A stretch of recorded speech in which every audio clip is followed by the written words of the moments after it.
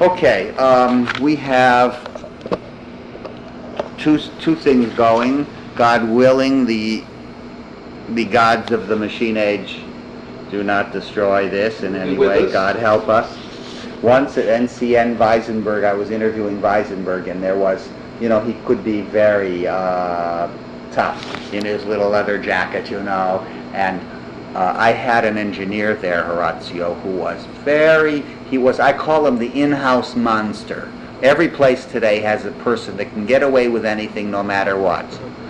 I won't even say why he could get away with it. But anyway, he cavalierly, after Weisenberg and I are talking 2 hours making some programs, comes in and he cavalierly says, "Oh, I'm so sorry, David. I forgot to press the record button." Within a second, like a panther, Weisenberg sprang up, took him by the neck, and pushed him against the wall and said, "You are not telling the truth, are you?" He was ready to slice him with his hands, I'm telling you. Weisenberg? Yeah. Really? He says, "Yeah, please come." We had to do it all over again. He says, "I was really soaring. I was on." Oh. But I am surprised he went physical. I mean, he really... Oh, yeah. Put it right against the wall. Really? Well, I've only met him once, and he was in Pittsburgh, as a matter of fact, very charming and very mild. I can't imagine him doing that, but... You ever hear him play those etudes? Yes, I have. Aren't they something? Wonderful. Yes, I musically very reticent, but it's been years that I've heard them, yeah. And I remember the Opus 10. It's interesting. I'm going to pick this up. They're really something. Okay. It's 6:30. You want to be out of here by what time? 7:30. Oh yeah. Is that okay? Let's get moving. Okay. Perfect. These are just questions that are very general, and you are an interpreter. What exactly does that statement, which you've heard all your life, mean to you? An interpreter.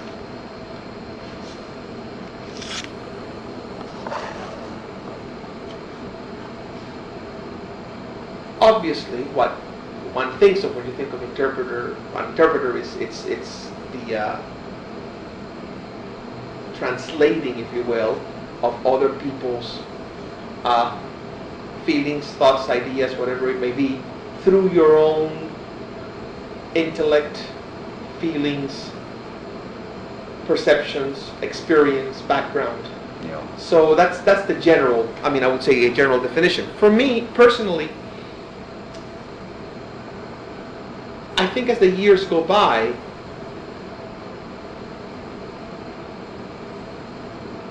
and you have studied the style and the work at hand, it becomes more and more important, after you have done your homework, so to speak, to let the moment take over. By that I mean, let the audience, the acoustics, the piano, your feelings, whatever it may be, because it's based already, it's anchored in a lot of, hopefully, solidity, experience, thought, work. And to me, that's, as I get older, more of a goal in my playing, mm-hmm. and more of what I think a true interpretation is. It's not something to be, in a sense, frozen, but something that is rather alive. And that's when it's at its most powerful, because you cannot reproduce it again. That's sort of... That's it. You have a magnificent answer there. Like Fleischer has this prosaic thing, he says, Schnabel says we're the only real middlemen in civilization, And I myself go to a different point of view. You come to a true performer's point of view. Mm-hmm. Mine is actually, I almost don't separate the act of recreation and creation. After all, an Eskimo doesn't give a damn if it's Schumann's name is on there anyway. Mm-hmm. And every composer, does... at its highest level, at its sort of more idealistic or utopian level, let's say, I would say there should not be a difference at its highest level. Meaning, after you've done the work, you see, it cannot take the place, though, to make it, just to specify, it cannot take the place of the study and the work and as much as possible, the understanding of what that composer had to say. It's not an arbitrary thing of I'm just going to feel. Right. But at its highest point, after that, there should be not the idea that the composer and you are two separate things. It's an entity, a live organism that is being reproduced on stage, and that's when it works. But that doesn't happen very often, but that's the goal. All right, that's great. Now I'm going to just ask, these questions are not going to be in order for, the way they will be. For the pianists and teachers of the world, they're all always curious about what the great pianists do. How do you practice? How do you do it every day? Very, briefly. Okay, I don't, first of all, I don't practice every day. Oh, really? No. How interesting. No, I don't practice every day. Oh my God, I wish I did, but I don't. I don't practice every day, and as a matter of fact, I don't really, if you ask me, I don't really like practicing, in the sense of practicing when I don't feel like it. For me, when I'm at the piano, I feel personally it's a waste of time, people that just over and over and over, repeat and repeat and repeat and repeat, without having any sort of emotional, intellectual, pianistic goal. I mean, I found when I was growing up, a lot of students around me used to do it, the kind of practicing that was always alien to me because of temperament and teaching. So when I do practice, I practice very carefully, I practice slowly, I practice always with something in mind. I mean, whether it be making a difficult passage, mastering a difficult passage, whether it be a musical, rhythmical or melodic difficulty that in order to get the right rubato or the right expression, we're dealing always in very fine, as you know, very fine degrees of nuance. I mean, it's one of the things that you realize when you talk to a non-music lover, they cannot hear the differences that you're talking about. I mean, so what we deal with is always the smallest differences in tone, in sound, in tempo, but yet they're the ones that make all the difference. So when I practice, I try to somehow be very involved in what I'm doing. Mm-hmm. And I know I do not do it every day. So you have a specific viewpoint. When you say, for everything you practice, when you say you don't do it every day, it's not like weeks go by ever. That's sometimes. You can do that, and your hands are able to... Sometimes. Then I am blessed or cursed, depending on how you might look at it. But I can go 2 or 3 weeks without practicing, and then in 3-4 days get myself in shape. Uh-huh. Now, this doesn't happen often, but I find that sometimes it's actually rather refreshing to be away from the instrument, and the music still goes in your mind. Being a musician, you can't help it. So whatever you left practicing at the time that you stopped, it's there. It's going on. And sometimes when you come back to it, you're freed in a certain way, and you find yourself with a new burst of inspiration, creativity, ingenuity, if you will.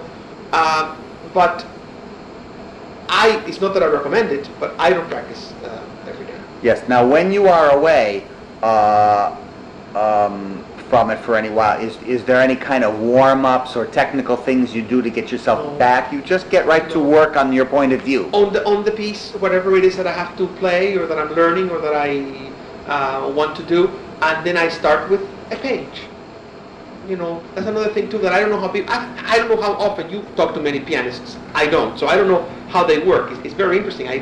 For some reason, I have never asked pianists how do they work or practice, because I think it's such an individual thing. Mm-hmm. That the way they do it works for them. The way I do it works for me, and you can't really. And that's what's so important about this book, because you see there's no compulsion. For instance, Bronfman said he hates practicing. It's total slavery to him, but for him to be a good pianist, he's got to practice every day.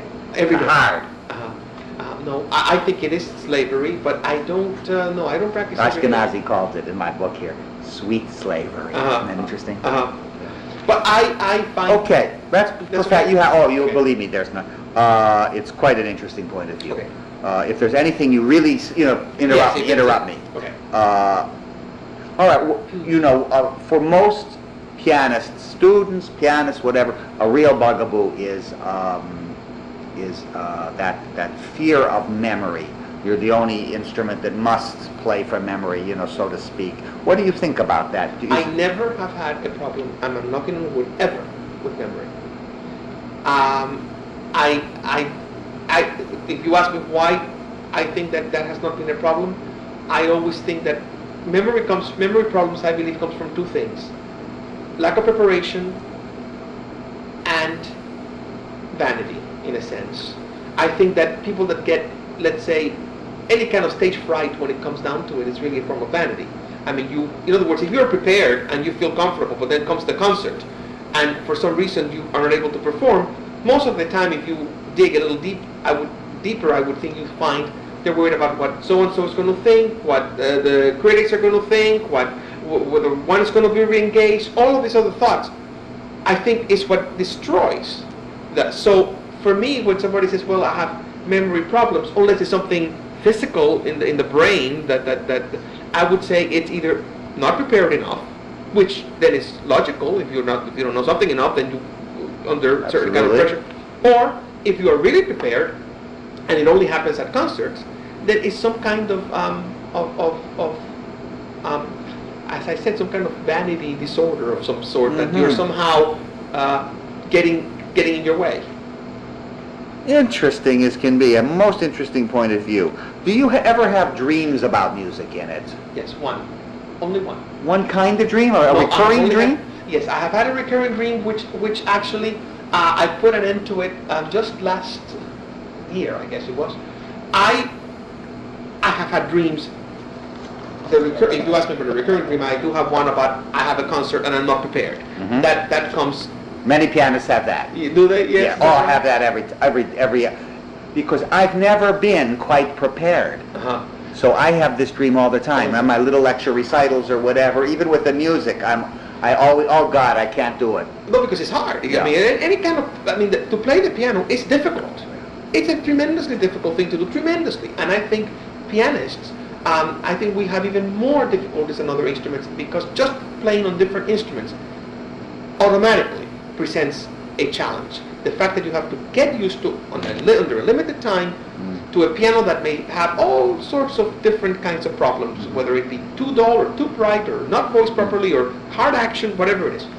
But I'm sorry, my mind just... No, but now they go back to the dream, because this is tremendous. Well, the dream, of course, that they're not of not being prepared, I have that off and on. But I did have a recurring dream with the Emperor Concerto. It was only with this one piece. Now, and because of that, I did not play the Emperor Concerto until just last year. And the dream was, I'm so familiar with the Emperor Concerto, we are also familiar with it. So I'm playing. And I figured, well, I haven't really started it, but I know it, because after all, I know it already. I mean, I know the Emperor. And I sit down and the orchestra plays the first chord. I play the first cadenza, E flat. Second chord, A flat. I play the... And that goes on until the orchestral introduction. But then, when I have to come in with the chromatic scale, I don't remember anything else. And I start, and I realize, I don't know the Emperor. I thought I did, but I didn't.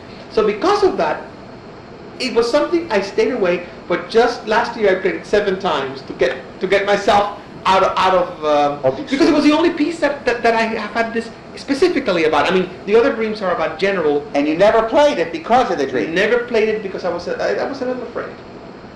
Well, so of course it's natural. Because so you broke this. I broke, yeah. And I made sure I was very prepared because of the dream. Oh, so actually, I played it at a much higher level than I would normally have played something the first time, in the sense that I did so much work before it. Uh-huh. You know, one of the things that we have a problem as pianists, professional pianists, is when we're students, we have 3-4 pieces that we work on, and we play them in master classes, and we play them for fellow students and the teachers, and by the time we play them on stage, we've already had, you might say, an experience of playing and being criticized and self-criticized or outside criticism, and then continued and improved. When you're a professional pianist, you're forced to learn in front of the public. I mean, when you play something for the first time, Emperor, I mean, you're not playing it during the year in master classes. I mean, there's no time. You're playing all the repertoire. You're traveling. So when you get up there, it's like that's it. Yeah. You know, there's no. And so because of that, it's something too that I think any performer, I guess, has the same thing. But I'm thinking of pianists, of the fact that it takes a lot. It's a lot of pressure when you're doing new repertoire, new music, because in a sense, you don't have the same freedom of when you're young of picking it up and putting it back, and you have to, you know. I try to tell this to the kids. You know, this is adult life is very different than being a student. Very different. This leads me to all right. So that was The Emperor, the Dream. The Emperor, and you broke that. Yes, 7 times I played it last year. I'm going to ask you a little later. You know, some of the great pianists who have died since this book has come out. Just quick opinions. For instance, Michelangelo, Horowitz always joked about cancellation. Well, what do you think are you a canceller or? Earlier on in my career, I canceled more than I do now. Now I hardly ever cancel. Now, why did you do it? Was it health or no? Not like the Dream or anything. No, I think it had to do. When you first start out in this career, unless you have lived in a family of musicians and you know the life so well, it's a tremendous shock. I mean, the fact that you're playing, you're learning, you're growing, maturing. I mean, there's life out there outside of music. I mean, things do affect you. I mean, social things, personal things, relationships. All of these things are part of being a human being. And what do you mean shock? What was that word? Well, you go from a school protected environment, and all of a sudden you're in the public eye performing with. And that happened to you early. It happened to me when I was 21. Yeah. Oh. I mean, I was already playing with Zubin Mehta, and I was playing with Lauren Mazel and the Cleveland Orchestra, and playing with Berlin Philharmonic. I mean, all the top places, Salzburg Festival. And so what happens is that you have this idea that also when you're young that it's got to be. I'm listening perfect, carefully. It's got to be the best. That it's got to be the greatest. And again, vanity. You see. Beautiful. Okay, I can tie that in beautifully. Vanity gets in your way because what you realize as you get older is no such thing as the greatest, no such thing as the best, no such thing as it's got to be. Right. It's that old cliche. It only has got to be the best you can do. Yeah.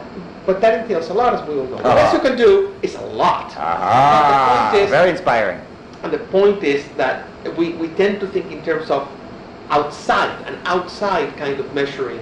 And I think when you're young, you tend to be much more than that. As you hopefully mature, you start to, I think, arouse. Spoke very eloquently about that in that Horowitz book I was telling you about when he was in psychoanalysis for many years. Right. And he said that one of the things is the vanity that gets in your way. And I thought that was a very, very... absolutely. In my book, I asked even about, I said, you still have fear? He said, yes, I still have fear, but now I know how to use it. Mm-hmm, mm-hmm. Yeah. So you've matured a great deal then in what you're saying. We've talked about that, a cancellation. We talked about the Dream. Now I want to talk about, do you have any, like many performers have superstitions, they won't go out. What's his name? Of course, Rodzinski had an actual revolver, in his pocket. Oh, did he? Yes, For when what? he conducted. No. You have like oh my God, I can't play unless I have this coin that my old teacher gave me or something. I used to. Really? But I on purpose said to myself, no. I used to have, for example, my grandmother had given me, she was a very devout Catholic, and she had given me a medallion of Saint Cecilia, the patron saint of music, yeah. And that meant a lot to me because it was from my grandmother, who was from the musical side of the family. My musical talent or gene, let's say, comes from my mother's family. And what happened is one day I lost it, and I found myself like something terrible was going to happen, or that happened. I found myself ill at ease with the idea that I was going to play a concert without it. And then I thought, no more medallions, no more anything. And so today I have another thing, for example, about sleeping the day of the concert. I used to think if I did not fall sound asleep the day of the concert, I wasn't going to be able to do it. Now that's taken me time to conquer that. And now I feel, well, if I don't sleep.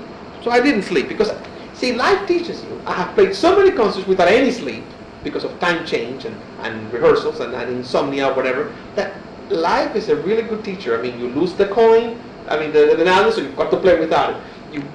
You want this, you know, and it either makes you or breaks you, and Makes you or breaks it you. really does. You're an And intelligent so man. I find that the least, Mazel told me something in '78 when I made my debut with him and the Berlin Philharmonic. He said to me, you know, Horacio, he says, it's a little bit like, as you get older, it's like going up in a hot air balloon and throwing overboard sandbags. And the more sandbags that you throw, the higher you soar. And the more sandbags that you throw overboard, the higher the balloon goes. And I thought to myself, at the time I thought how interesting, but I couldn't visualize throwing my sandbags at that point. Of course. And as I got older, I've understood that much better, because it's really what happens. So Horacio, you know, you're telling me most inspiring and interesting psychological things. And in a certain sense, you see, you've gotten rid of all the cliches from it has to be sleep and you've become, in a sense, a phrase I love to use, impartial to your surroundings. Mm-hmm. You're able to have to be. transcend, especially a pro. You have to be. And that is funny you say that. That's absolutely so true. And I think that's a tremendous gift. And I'm very grateful for having been able to get more and more on that point. Because when you're on stage, it's so wonderful, because what really counts, you know, there are pianists that if the audience is coughing, they stop and they start all over. I won't mention names. The sonata, when you're young and you first learn the piece, of course, it's obvious the pitfalls. You want to play it technically, mastery of the technical passages, of the phrasing, and all the obvious things. All that the you finesses, yes. But that's at the beginning level. What is difficult about the Lisonata when you've already mastered it and performed it in public is, which is true of a lot of most romantic music, if not all, to make it alive. And to make it alive emotionally, it's a piece that you have to pace it very, very carefully. So if you go already over the top at the beginning and don't leave anything for the ending, so that it can then fall back at the very, very end into that sort of resignated life having been led. Yes. That wonderful closing that Going goes up to up, going up to heaven, with a spirit passing away after having been transformed through the anvil of fire and brimstone. Anvil, I love it. You know, then that's a major difficulty. So the piece can eat you up early. Yes, Mm-hmm. can eat you up early, and you have to have a tremendous, from the first note, you've got to have the last note. The first note already, because it's that the rhythm that comes back at the very end with the same, is like a call it great a heartbeat, call it whatever you want. But it's that sense of you know from the moment that you start how you're going to end. That takes time, Yes. and that takes experience. And yet that is probably the most important thing about performing that piece. Yes. Schumann Fantasy, another great specialty of Thanks. Horacio. Schumann Fantasy. These are very problematic pieces in my Yes, mind. Yeah, the Schumann Fantasy, when I was young, the last movement was particularly difficult. Because the last movement, they can seem like such three disjointed movements. The first, the second, and the third, that you almost think sometimes that they almost don't belong together. Yeah. They can stand very well by themselves, but Yeah. yet to give them a unity, a cohesiveness. And like what I feel with most, if not all, of Schumann's music, it depends on experiencing it. See, like the Humoresque, which I just performed just yesterday. And I love it. I love it. It's Oh. always one of my all-time favorites. I find that Schumann, the logic, the inner logic, is, as opposed to the Lisonata that is the structural, we have the themes that are transformed throughout the piece, and so we can always anchor ourselves to that. Same thing with Beethoven's sonatas. In Schumann is living the moment. I mean, it needs that more than any other composer. Yes. I mean, you have to be completely, and when the shift comes, you've got to shift with it. You can't be holding back, you can't be, I mean, you've done the thought, you've done the work, but if you don't have that, then music shows it. And the fantasy is less, let's say, than the humoresque in that, or David Dubal in that respect. But, as all of Schumann's music, when that last movement comes, you've got to immediately get yourself into this completely different mood from the triumphal march. Yes. Which, by the way, an unsophisticated audience could applaud after that even. Right. They're so and then all of a sudden, Right. only Schumann will be so perverse in a way to put a slow movement in afterwards. At the end. So I find that the problems with the fantasy are as in most of Schumann's music, to be able to have those shifts in mood, very, very clearly felt. And it's not that we don't feel. Of course, we all feel that when we're making music.